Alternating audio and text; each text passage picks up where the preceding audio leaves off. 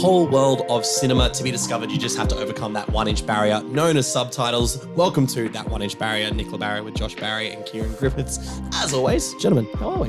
Good. Yeah, nice sunny, warm day here in Brisbane. It's lovely. It's little beautiful. hot box in here, but we're going to sweat it out. And you know what? Because the studio just makes us work. And by studio, I mean we got 3 bookshelves of movies to make it look legitimately enough like a studio. Definitely not just a study in my apartment. But it is a lovely day. We're heading into summer here in Brisbane, which started about the end of winter. We only get winter for 3 weeks and then summer for the rest of the year, which is quite beautiful, actually. But let's not talk about where we're from.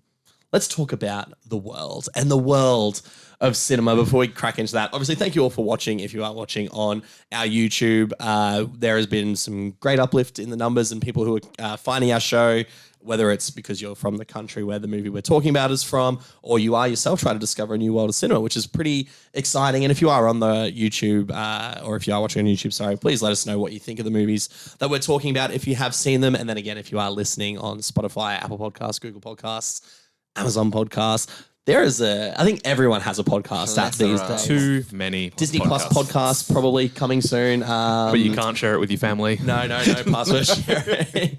Unlike Disney Plus, we want you to share all of our stuff with your family. So thank you all for listening, subscribing, watching wherever you're at. But this is a very special episode, as we alluded to on the last episode of the show, in the fact that we are kind of starting a new series, a new countdown sort of thing, I guess, within the show. So if you've been following the format, we follow a format in which we all get turns in picking the film. So we started with Josh, then we went with Kieran, then we went with myself, and we've been going in that order for 9 episodes now. So we've had 3 picks each. But we figured for episode 10, the milestone episode, The big 1-0. 10 months we've been doing this now. And we're still not sick of each other or been cancelled, which is honestly the most impressive part. Second one, the most surprising. No, but we figured that, you know, what we pick on the show is very reflective of probably our choices and our styles and what we want to watch in cinema. But we also thought it would be cool to have a look at what the rest of the world, and specifically the Academy, think about international films. So today we're starting a countdown, I guess, of sorts of best international feature film winners over the years, over the decades. And we figured starting from last year and working backwards, probably the easiest way to do it. So today we're going back to Germany for All Quiet on the Western Front, which was the 2022 95th Academy Award winner for Best International Feature. Not just that, but nominated for 9 Academy Awards, won 4 of them. Very deservedly so. And that's where we're heading off to today. So briefly, I guess, before we introduce the film, what was your introduction? This is a Netflix film, had a very brief cinematic release. Where did we all first see the movie? So I first saw it on Netflix, probably like a lot of people, would have loved to have seen it in the cinema. Yes. I think war films, as far as, you know, if you were to pick a genre that translates best to the big screen experience, war films definitely have to be up there. So I watched it on Netflix. Didn't really know much about it. Like I wasn't, you know, counting down the days till it came out or anything. But as soon as I watched it, I couldn't stop talking about it and raving about it and wanting to share it with people enough. Yeah, same here. Same? Yeah, just from home. I was definitely looking forward to it. I think there was a bit of buzz. There was indeed, yeah. So, and I know you'd seen it just previously at the cinema. So, I did. yeah. So, because it premiered at Toronto International Film Festival and it immediately had critical acclaim. Like everyone was talking about it. It came out September 12th at Toronto and it was due to be released and streaming on October 28th. And I guess we're quite lucky, and I'm sure a lot of countries do this, but I guess we're quite lucky in Australia that Netflix do very limited theatrical releases. So, for example, this year we've got Michael Fassbender and David Fincher's The Killer coming out soon. We've got Bradley Cooper's Maestro. We recently had Fair Play hit cinemas. So they, especially ones they're probably either, you know, pushing for a bit of awards contention and stuff, or have great premieres at things like TIFF, they want to give a little bit of screen time to. And thankfully, All Quiet on the Western Front was one. And after its buzz from TIFF, I made sure I checked out in the cinema, and I caught it in cinema a little bit late. I think it was already been out for a week or so, but especially after watching it a second time, and not to rub it in, boys, the cinematic experience of this film, especially for things like the sound design, was absolutely phenomenal. It's just such an immersive war film, and quickly touching on the sound of it as well. The Academy Awards that it was nominated for was Best Picture, Adapted Screenplay, International Feature Film, Score, Sound, Production Design, Cinematography, Makeup, Hairstyling, and Visual Effects, of which it won Best International Film, Best Original Score, Best Production Design, and rightfully so, in my opinion, Best Cinematography. So it took away incredible technical awards, but then was also recognized for how great of a film it is. So to talk about a little bit about the film itself, it's based on a novel that came out in 1929 of the same name, All Quiet on the Western Front, which is a German novel. And it is pretty much regarded as the most popular, the greatest, the most epic, the most read, probably German novel of all time. It's been adapted twice into film or TV film, 1930, 1979, I believe. Both either British or British-American co-productions. So it's funny to say that almost 100 years after the novel came out, this is the first German adaptation of the source material. And obviously there's probably a bit of a contentious history in regards to that, because ultimately what All Quiet on the Western Front is an anti-war war novel, which if you are a history buff, any time between sort of 1917 and 1945-ish was probably a pretty contentious wartime for Germany, especially. So I think, you know, from that context, you can understand the backlash this sort of book would receive from those in charge during that time.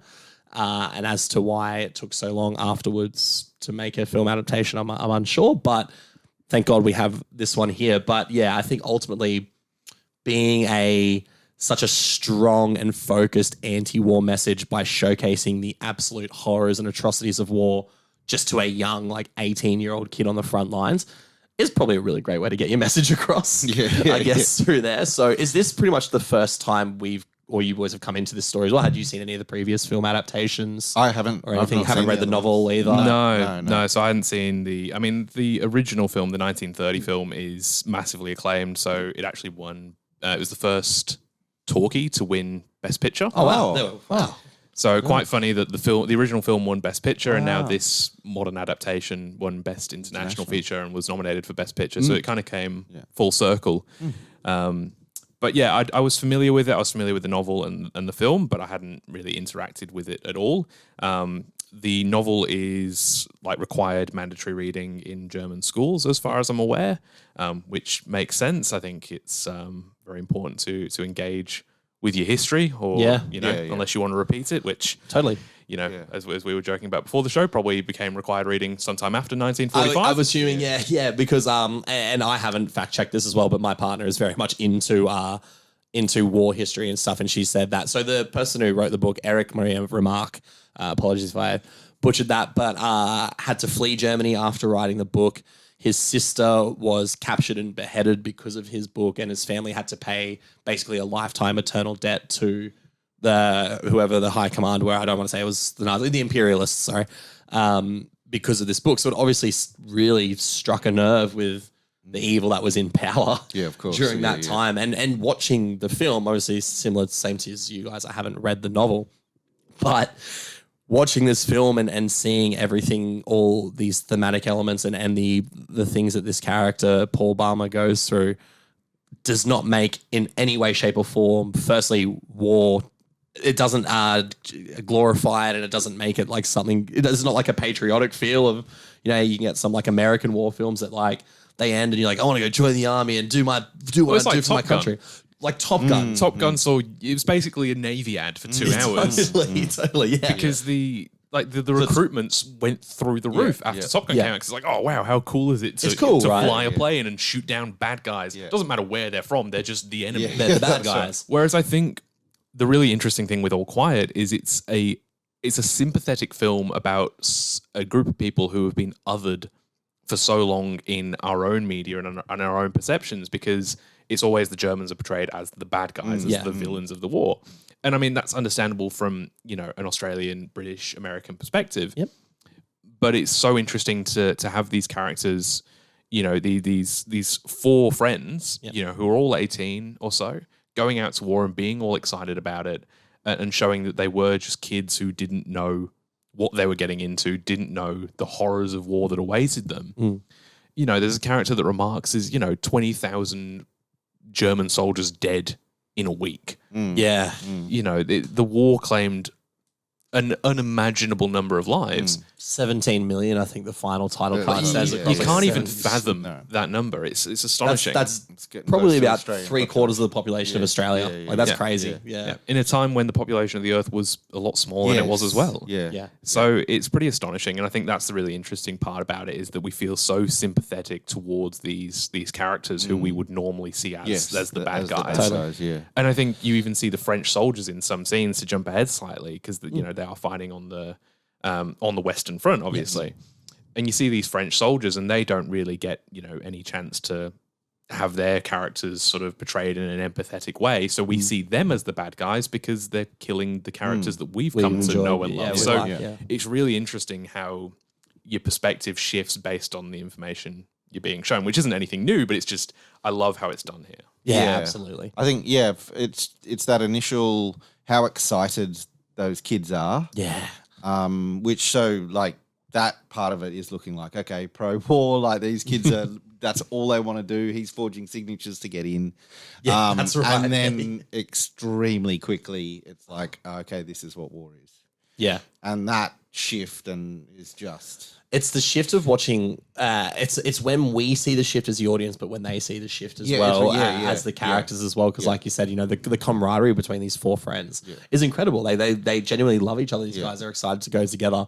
And for me, the first real turning point in the film and the first sort of big reality hitting home is when they're getting the uniforms. And he's walking away, pause, and he's like, "Oh, sorry, I have the wrong name on this uniform." And he's like, "Oh, it must have just been too small for the guy beforehand." He rips the name tag off, and you just see all these name tags down the bottom.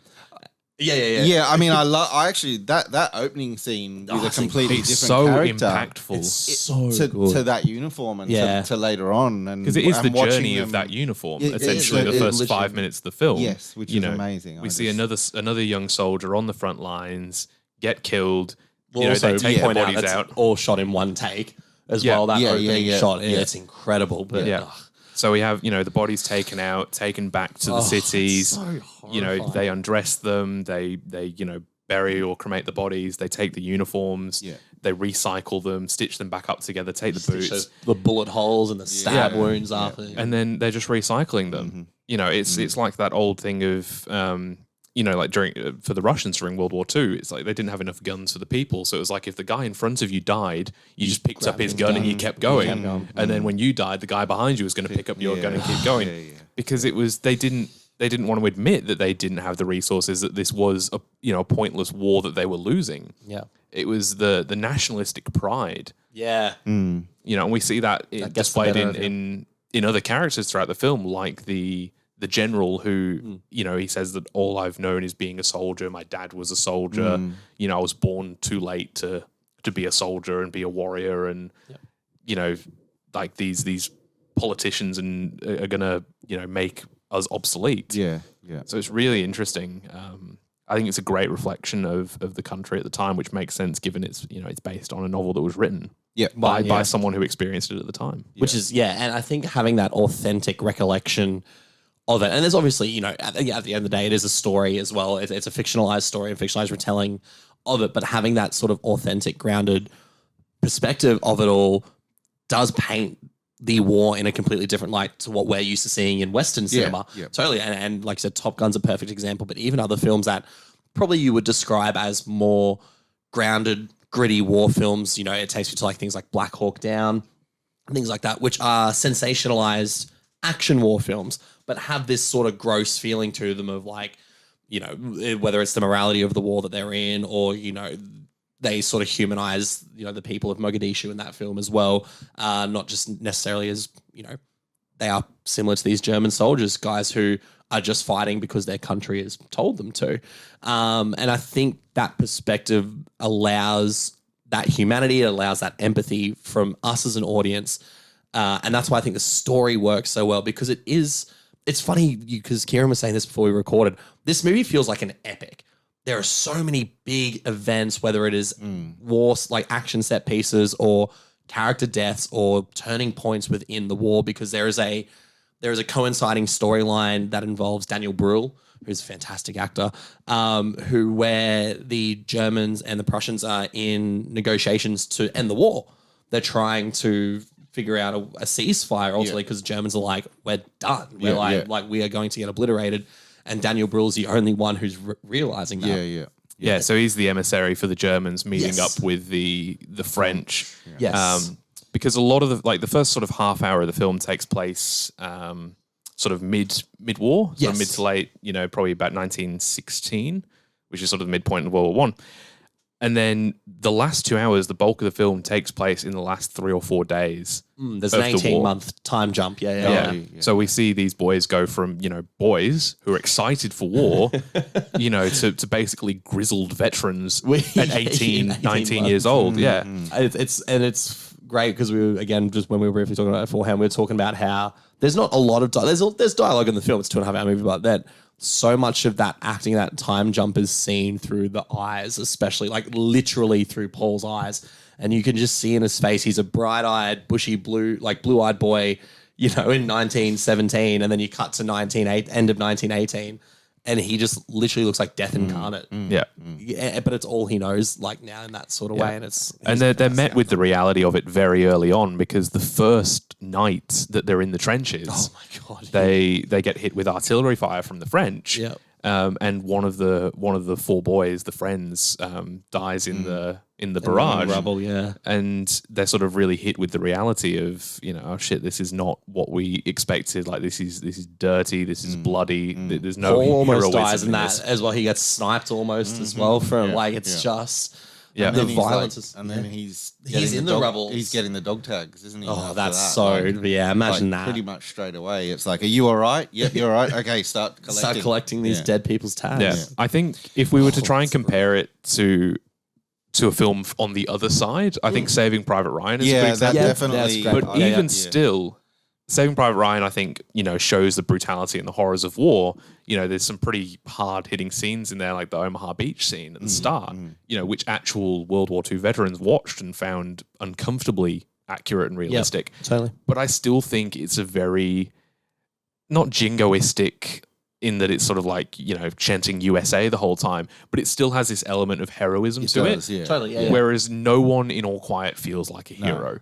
No. No one comes out of this looking not like a good person because, Paul and Kat and these German soldiers aren't bad people. They're just doing what they're told and what they think is right. Yeah. But no one feels like they're doing the right thing. It's funny, if we compare it to a film that's even set during the same sort of era, Sam Mendes' 1917, which again has that heroic element because it's a brother trying to get a letter. Yeah. So he has this thing to do the whole film, whereas All Quiet it's almost like, it sounds like a stupid comparison, but it's like a day in the life vlog from a war YouTuber.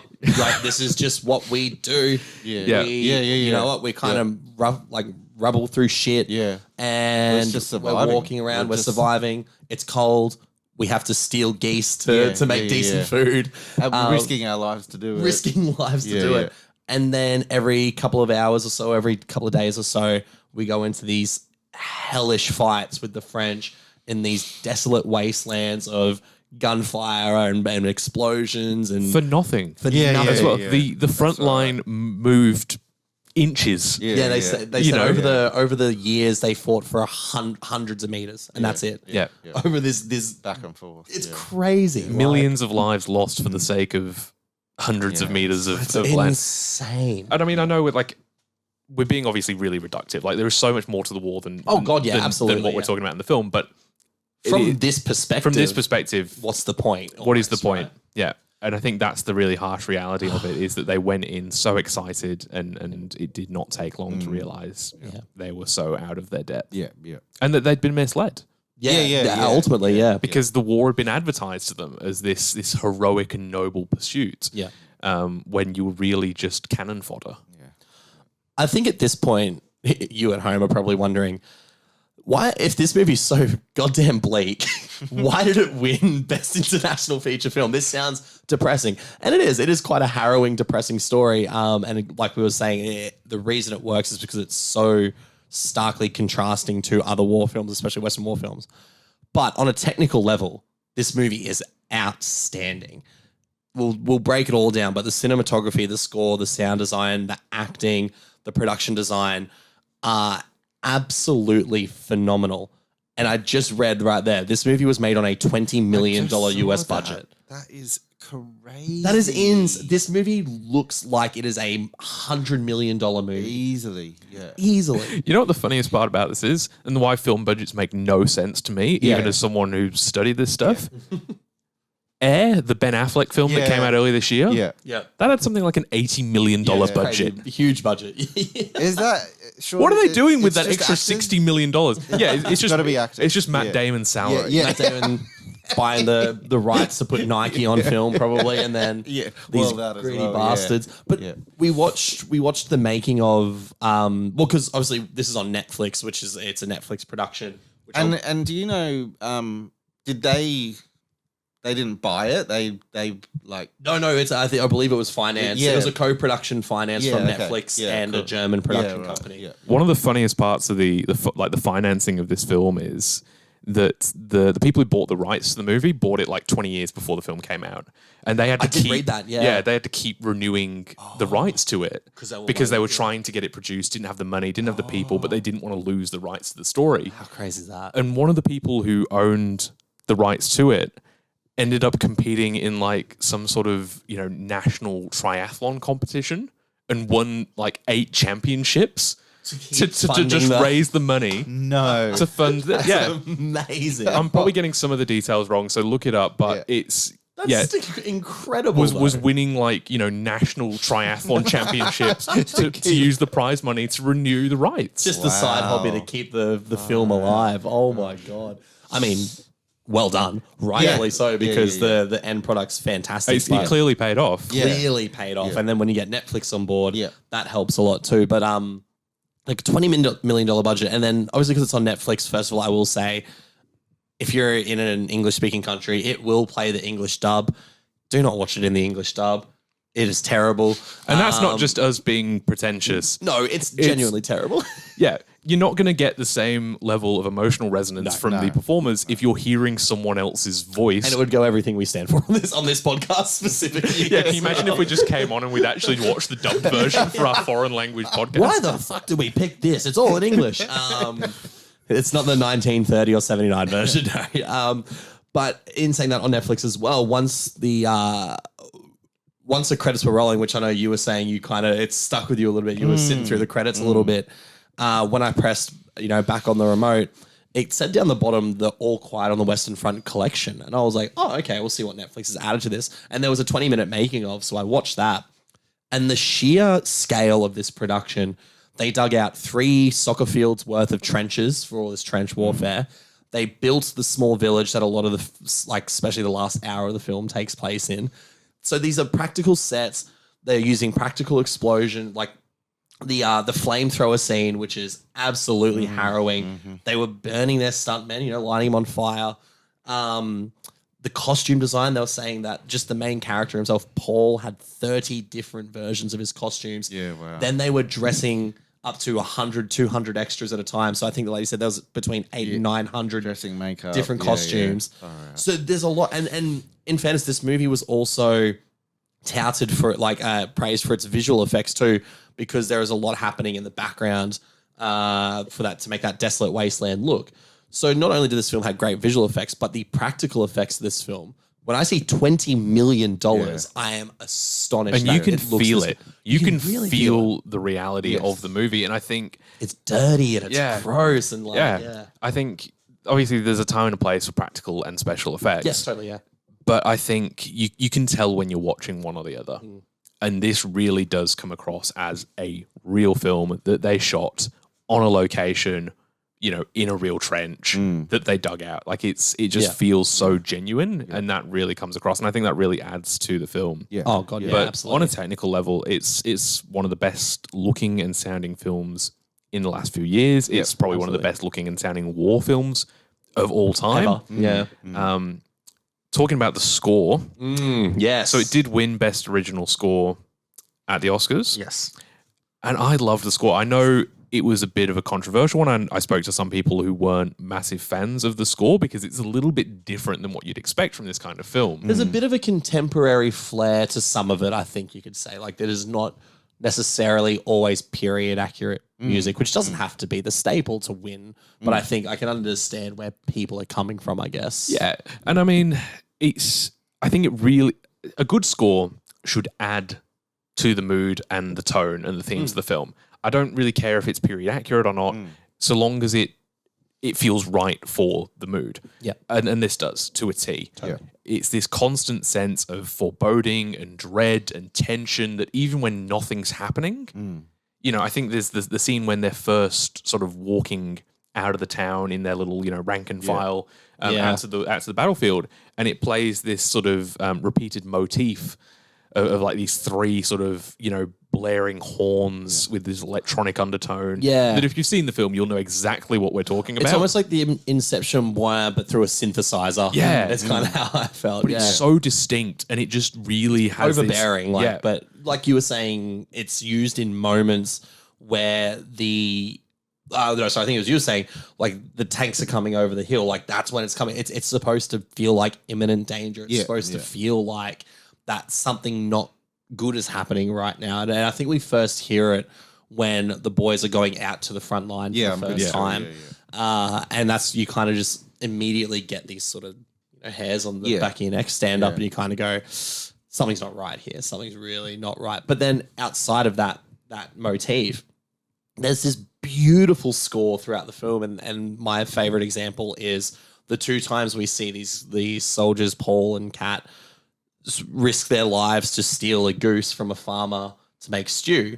The first time is they've been in the war for a little bit now. There's the first time before the jump cut. Was it before the time? It's just after. No, it's just after it, isn't it? Yeah.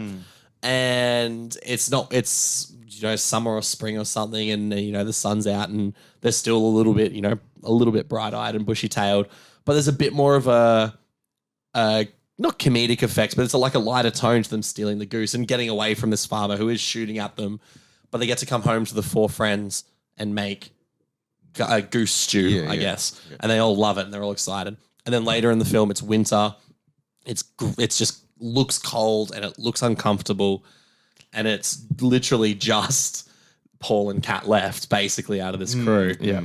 And there's just the score, I should have said, sorry, the score when they're running away from the farmer, it has this like weirdly triumphant feel to it.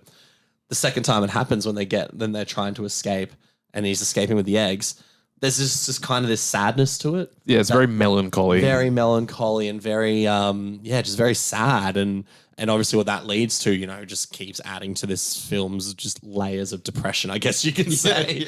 But I think using that same tune, but the juxtaposing the feeling of it is another reason I believe it absolutely deserved to win Best Original Score as well. And cinematography is probably the other big, the other really impressive part of this film. Right from the get-go, this movie just looks amazing. You could pause it at basically any point throughout the film, and it would be a beautifully framed, composed, lit, blocked, everything shot. It is definition gorgeous. Of every frame's a painting, right? It really is. You know, there's scenes of just soldiers walking through the trenches where, you know, they'll be, you know, lit from the front, so we only see the shadow.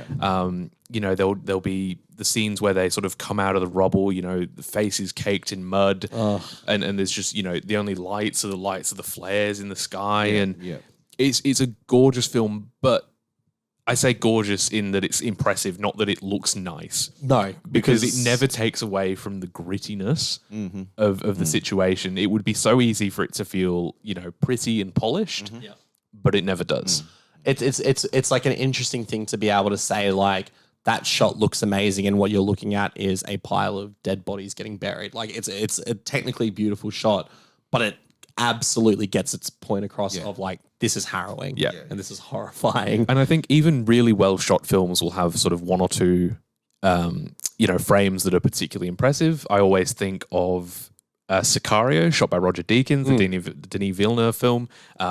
The scene with the soldiers in the desert, and it's sort of the sun is setting behind them. Yes, and you see just the shadowy figures. So good. Gorgeous shot. The golden hour shot, yeah. All Quiet probably has about 100 of them. Absolutely right. It's and a there's shout out to beautiful film. James Friend, who is the cinematographer of the film, which we Friend of the show. friend of the show, James Friend, which we are not really familiar with. You said you've watched Patrick Melrose, which he filmed for HBO, I believe. On his, But he hasn't done anything that's overly like you can't really point a finger at. Whereas this would be, you know, he's doing it as we saw. He's doing a Star Wars show for next year as well. But it is just incredible. And then with that as well, he pulls off, I think it's 2, but there might be 3 incredible one takes. Obviously the opening battle scene where we have this sort of initially nameless soldier who is shitting his pants in the trenches, is about to be in the second wave of people going up, but the guy in the first wave gets shot. So he's just like, look, you're up there, old friend, jump up there and do your best. And that shot of him running at the other soldier with the shovel, terrifying. It's just the idea of having a shovel while bullets are flying past your head. Like this is your only weapon. He lies down and he fires the shots out and then he runs out of ammunition. Yeah. So he's like, cool, I now have my shovel. That's it's And insane. We keep saying it, we sound like a broken record, but that is the reality of it. Yeah, that is what warfare was like, and that's how they portray it. Yeah. It's just, there's nothing, like we said, glorified about it at all. It's dirty, it's gross, it's primal, it's, it's not making war look like fun, it's not intending to at all. No.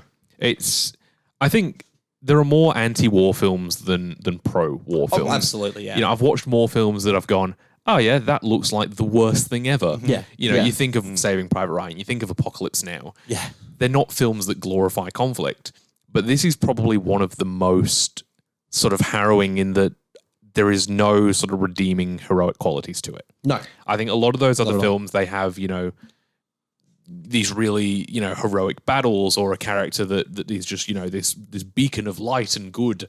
But there's nothing in that here. No. There's just these kids who are trying to make their way against a bunch of other kids who are trying to kill them. You literally, and there's scenes of that when especially when Paul comes face to face with a French soldier, which is a very significant scene in the film and a very elongated scene, a tough to watch moment. Sort of that scene in that.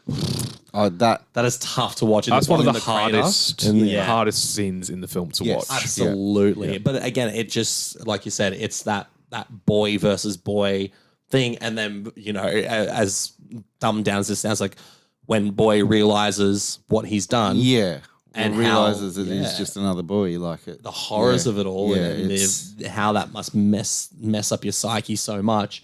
And I think another thing that really hammers down on that is, and it's not really spoilers because it's almost expected, but the significant deaths that take place around Paul with a lot of his friends who don't make it, and not just friends who die on the battlefield, but friends who take their own lives because it's their only escape from this hell, and there's some incredibly confronting moments in this movie that would just, and this is coming from me who in the last 2 weeks has been on the Saw X train being like, go watch gore in the cinema, where I'm watching through my fingers because of the reality of these violent moments and the context behind them is just truly uncomfortable. Yeah, I think it in a lot of the scenes and a lot of those stories, it really shows that after this, they're not going to be all right. No. If they make it, they're just not going to be okay again. And that is something that Kat, who is, other than Paul, is probably one of the main characters. He's sort of a bit of an older soldier that's been around for a bit longer. He befriends Paul, and his group of friends. Yeah. And he sort of says towards the end of the film with Paul, he says, how can we ever go back? I want to go back to my wife and I want to have kids and I want to start a family, but I'm not sure I'll ever feel comfortable back home. I think I'd feel more comfortable sat around a fire with you guys, eating stolen goose. It's during those formative years. These bonding moments they have, it's a different form of camaraderie. And I think goodbye to, especially, after the armistice is signed and the Germans have essentially surrendered, you went out thinking you were going to come home a hero, and you realize that you're going to go home and be seen probably as a coward and a failure, because even though you did everything you were supposed to do and could do. They couldn't, yeah. You know, your country has surrendered. You are the losers. Yeah. So, you know, it's you're not coming home to the hero's welcome that you anticipated. I think it's a good point to bring up as well, like just running back to when the armistice is getting signed and that whole side story that's happening with Daniel Bruhl.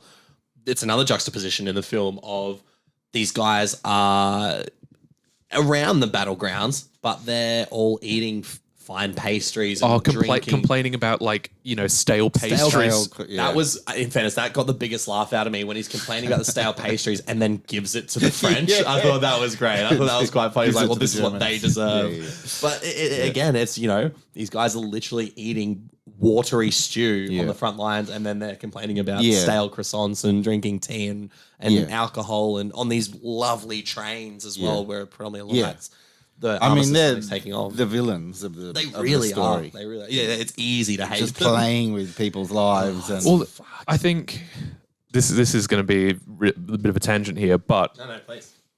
if you've ever played any of the Call of Duty games, Oh yes, I'm very well versed. I can't remember which game it was. If it was one of the Modern Warfare games, when you die, it flashes up little quotes. Yes, And a lot of them are sort like of Modern anti-war Warfare 2 and quotes. 3, the old school ones. Yeah. So a lot of them are like these anti-war quotes from, you know, writers or historians or soldiers and stuff. And there was one, and I can't remember who said it, but it stuck with me for a long time. And I used it in my review of All Quiet on the Western Front that I did earlier this year. And it's something to the extent of war is old men talking and young men dying. Yeah. yeah. And I think that sums up this film to a T. To a T. And the unfortunate reality that not much has changed. No. Yeah. No, the locations have changed and the people have changed, but it's still just, The game is the same. Yeah. Unfortunately. as we say, from the comfort of our... That's it. Yeah, in a very lucky country. So I really want to touch on the actors as well, because I think this movie's nothing without the performances. And Felix Cameraert, I believe how it's pronounced, a traditionally theatre-trained actor. This is his first feature film, playing Paul Baumer, the main character. Holy shit. Yeah. He is fantastic. Yeah. You would not know that this is his first film. Way. He is astonishing. Yeah. He is the amount of acting he does with his face, with his eyes especially, it was just so mesmerizing. He's on screen a lot. It's very rare unless it's outside of, in the negotiation stuff. It's pretty much his movie. Yeah. And he really is the emotional core of the film. He is who we are connected to. He's who we're invested in as a character. We, like you said, other than the negotiation scenes and a couple of scenes, I think, where they cut to the general, who's sort of a tertiary character, he is on screen for 80, 90% of the film. Yeah. And it's incredible. He is absolutely fantastic. Yeah. There's a lot of good performances in there, but he's the real standout. Real standout. And I think just his range of what he has to go through as a character is just quite astounding. The guy who plays Cat, I absolutely love him too. Yeah. Have a good look pronouncing this one. Yeah. Albrecht Schuch. It's better than I would have done. Yeah, I'll give it a go. But he's great. He's fantastic in the film. Yeah. And I mean, we've said him a couple times. Daniel Bruhl. Yeah. I love Daniel Bruhl. I think his ability to alternate between sort of this light-hearted joker of a character, but also to like these really serious moments, sort of on the like it's the flip of a coin. Like it's just really quick. He'll go from very very fun and jovial, and then he'll just sort of be like, oh, don't joke about that. Like we're doing awful things here, and we're all awful people, and we're all going to die. And then it'll just be like, it'll just change completely. And I think that is a great representation of what someone in that situation would be like, especially as a bit of an older head compared to the I mean, he's only probably in his mid-20s, but that's a veteran basically in those in that war there. Yeah. Obviously, the point of the show and the things we like to do as well is sort of compare it to other films from Germany, and obviously this is one that's been very much a part of the German pop zeitgeist for almost 100 years now, which is crazy to think. So if we're looking at other films from German directors and whatnot, where do we think this sits on a scale of, you've already said the story itself is very reflective of the time and a very accurate reflection of that time, but in the form and the medium of cinema, where do we feel like this stands in German cinema? It's so interesting to see these, German war stories told from their point of Yeah. view and told from their people. Agreed. So, like Downfall. Oh God, yeah. Yeah. Like the German film, Yeah, right? yeah. Like it's just to see it done, not from the Western side, and I mean, I also not German, but 1917. I definitely got Yeah, you know, that's sort of reflective, yeah. sort of, Yeah, I think we've covered a lot of the English language films that it does have similarities to. So things like 1917, Saving Private Ryan, Apocalypse Now, which is obviously a Vietnam War film in that sense That of like harrowing, and like this character going on a aspect. journey Yes. and just becoming worse and worse for it. Yes. You know, you look at Martin Sheen's character and what he goes through on this journey, and it's very similar, I think, to Paul's journey as well.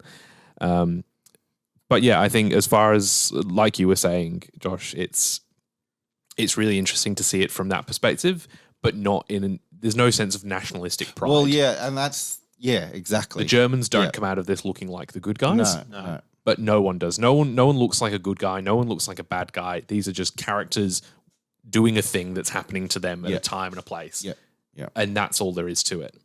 I think as well, I think what I've respected about German cinema is whether it's a war film, whether it's a film, like whether it's romance or dramas or things like that, they don't mind having like an unflinching look at themselves. This is very much post-World War II. This is very more self-aware Germany, I guess you could say, coming out of that very tumultuous time, not just for the rest of the world, but for them as well as a country. You know what I mean? Like that's the ultimate brand rebuild, right? After that's ultimately what it is. You got to try. Can you imagine being the PR agency tasked with that? Germany's PR, gee, like 1945 is not an easy. 1946 is our year, though. But in the sense of like since then, I do believe German film, German cinema, and German art, probably just in general, has this ability to just no bullshit. Ultimately, they're just like, this is how things are. This is how we are as a people. This just so happens to take place in 1918 during a completely cooked war. And then I look at other films and I'm trying to think of German filmmakers. I can't really think of any. There's for some reason I'm thinking of a film about drug addicts. It's German that I've seen. Might have come up on the show. Maybe, hey, we'll hold that one for you later. It's just I'm just thinking about it in my head right now. But again, it's just a very incredibly horrifying look, but that is presented in a way that is very empathetic and humanistic, and I think they're not exactly known for their sense of humor, though, are they? The Germans? No, I can't say I've watched many German comedies personally, and maybe we'll have to suss them out. And if you know of any good German comedies, please let us know. I'm just thinking of the Rainier Wolfcastle bit Oh in my The Simpsons. God, I mean, I know he's meant to be, an Arnold Schwarzenegger. That's the joke. And he's Austrian, but it's like That's it. That's the joke. Is there anything else you boys wanted to bring up before we have a look at what this film went up against at the 95th Academy Awards? Anything else about All Quiet on the Western Front? No. Do you have I know you can't say a favorite scene, but like and I know we just spoke about and that like the most impactful. Yeah, I know there's a few of those as well, obviously. As it was happening, it was when he's in that damn thing with the French guy and in the crater. Yeah. God, that's a good scene. And he realizes because it goes for a long too time, long, but it goes for but too not long. in a bad way. It's hard to watch. Is I think the best long death scene I've ever seen. Yes, totally. Yeah.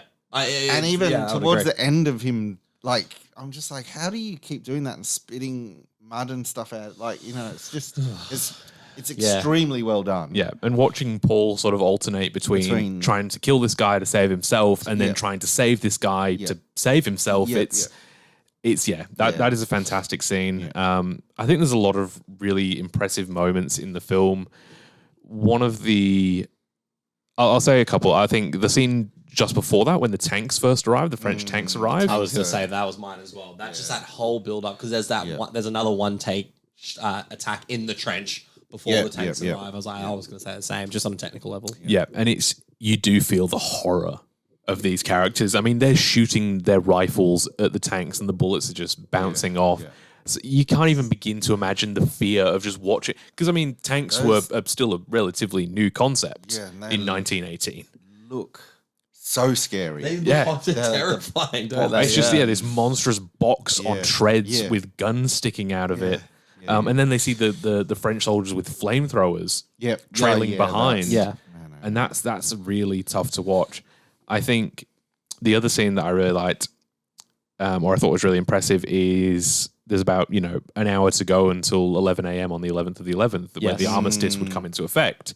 And this general decides that he wants to go down in a final blaze of glory. So he rounds up all of the troops and sends them out into the battlefield one more time with minutes left to go to just try and kill as many French soldiers as they can.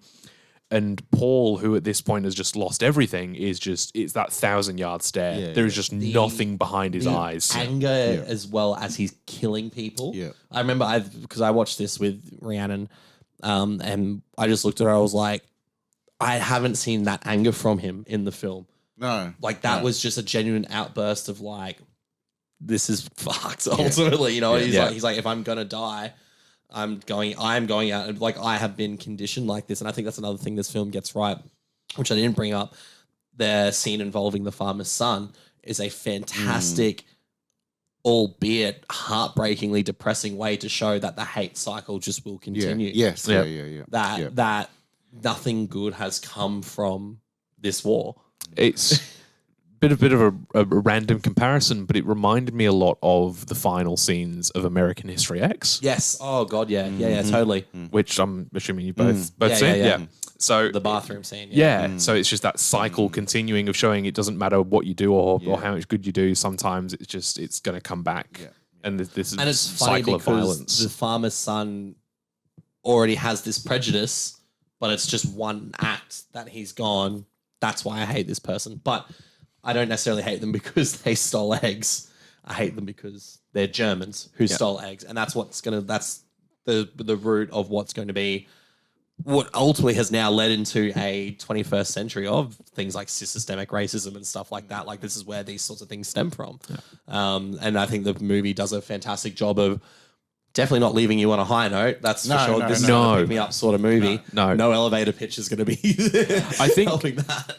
The interesting thing is, and we've touched on it already, but if this film was from the perspective of the farmer and his son, the French farmer and his son who were, living near the Western Front, and they kept having, their house raided by German soldiers, how sympathetic we would feel to the French family, exactly right, and how justified we would think them killing German soldiers is. It's crazy. It's all about perspective, and it just shows that it really, while there was, bad people doing bad things on both sides, how a lot of the people were just, kids following orders and doing what they thought was right. What a film. What a film. So, I mean, just quickly wrapping up on this part of the film, I don't necessarily have an elevator pitch for this, except that it is one of the greatest war films ever made. I think it's easily one of the greatest war films ever made. This hit harder the second time. I think so for me as well. I bumped it up half a star.